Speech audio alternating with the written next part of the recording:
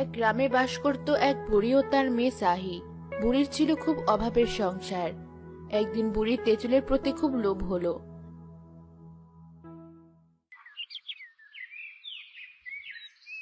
মা সাহি, এদিকে আয় তো একবার।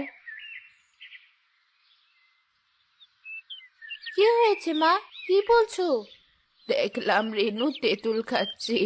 তার তেঁতুল খাওয়া দেখে আমার যে খুব তেঁতুল খেতে ইচ্ছে করছে। আমাকে একটু তেঁতুল এনে দিবি? কি বলছো মা? আমি তেঁতুল কোথায় পাবো? তেঁতুল তো আছে মোড়ল বাড়িতে।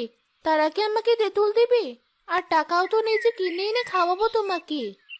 কি আর করবি, থাক মা, তোকে আর কষ্ট করে তেঁতুল জোগাড় করতে হবে না। এমনিতেই মোড়ল একটু অন্য ধরনের। তেঁতুল আনতে গেলে আবার যদি কিছু বলে। রান্না হয়েছে, তুমি খেতে বসো, আমি আসছি মা। সাহি মোড়ল বাড়ির উদ্দেশ্যে বের হয় তার মায়ের জন্য তেঁতুল আনতে। সাহি গিয়ে দেখে মোড়ল মানুষ দিয়ে তার গাছ থেকে তেঁতুল পাড়াচ্ছে। মোড়ল মশাই! কিরে, তুই এখানে কেন? কি করতে এসেছিস এখানে?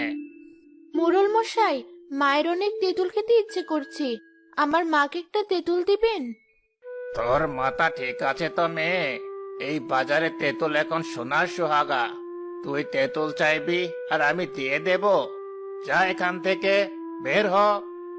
মোড়ল মশাই, একটা দিন। আমার হাতে যখন টাকা আসবে, আমি আপনাকে একটা তেঁতুলের দাম শোধ করে দেব।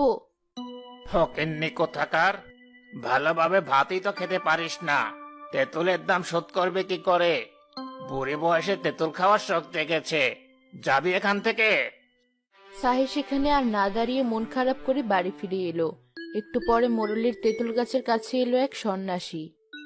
বাহ বাবা, তোমার তেঁতুল গাছটাই তো দেখছি খুব সুন্দর তেঁতুল ধরেছে।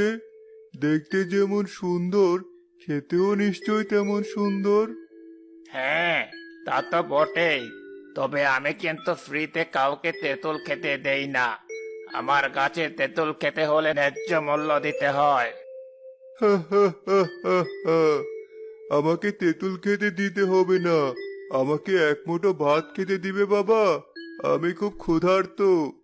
দিতে পারি, তবে বিনিময়ে আমাকে কিছু দিতে হবে। আচ্ছা, আমি তোমাকে এর দ্বিগুণ তেঁতুল বানিয়ে দিচ্ছি, বিনিময়ে তুমি আমাকে কিছু খেতে দিও। আচ্ছা ঠিক আছে, আগে দাও দেখি কেমন তুমি আমাকে দ্বিগুণ তেঁতুল দিতে পারো।